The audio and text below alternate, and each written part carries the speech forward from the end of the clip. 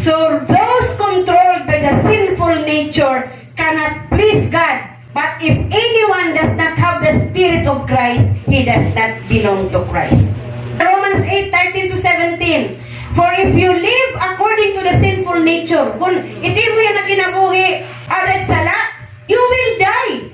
But if by the Spirit, kung iti mo kinabuhi na adat ng Espiritu Santo, answering, you will put to death the sins of the body and you will live. Amen? You will live because those who are led by the Spirit of God are sons of God. Amen? Amen. We are sons and daughters of God. Han Diyos, waray sala. Waray ni makikita nga sala nga dumit. So kung ikaw anak ka han Diyos, waray di makikita nga dumit ha imo. Amen? Amen. Ang nagsirisiring kanina nga, we have not been given the spirit of fear. Kung may nakahadlok, Jesus is not in them. The Spirit of God is not in them. Amen? Waray kahadlok, adekat Diyos. Amen? Ha kingdom of God, waray dito sakit. Amen? Amen. In the kingdom of God, there is no sickness and disease. There is no lack. There is no poverty. Amen? Salitan mo rin pa ako. Kabun again, kung ano naman tinanak mga ninuno, high blood, heart failure, diabetes, yan na cancer, kasi rin ng Lord, pag kumilala ka haakon, punto dito na tanan. So, ako nitong gin-claim, that is faith. And had to high blood, last stroke.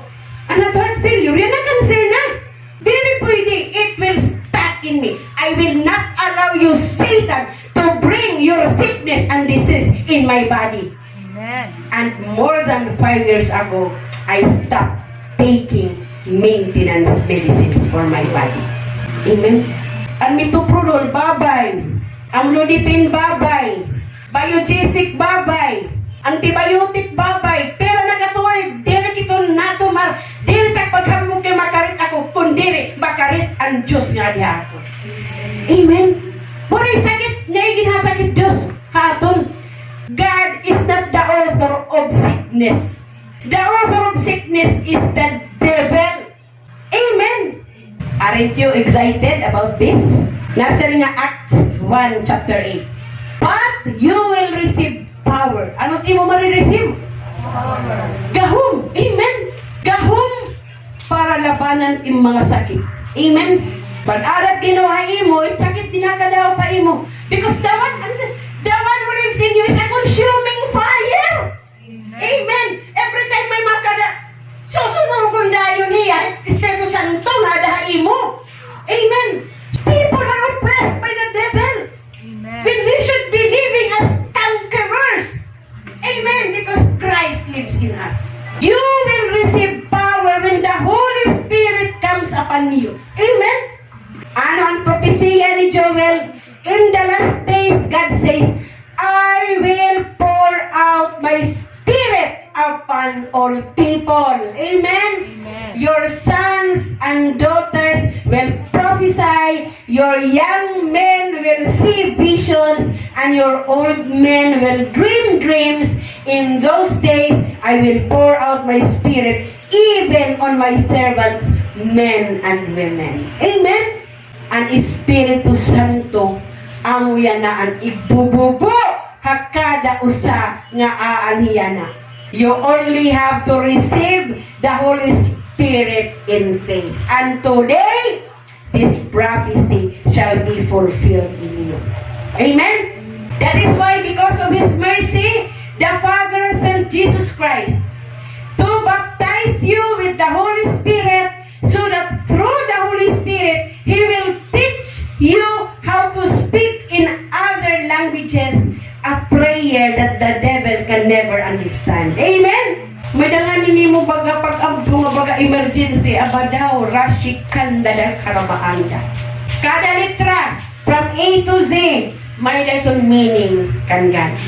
If Holy Spirit, it magahatag haimo iton nga language. Amen? Dere ako. Nagpa-pray over nga itak mga anak. Kumi! Kumi! Kumi! Kumi! Kumi! I groan in the Spirit. Meaning, arise! Arise! Arise! Prayer in tongues is a weapon from heaven. Amen?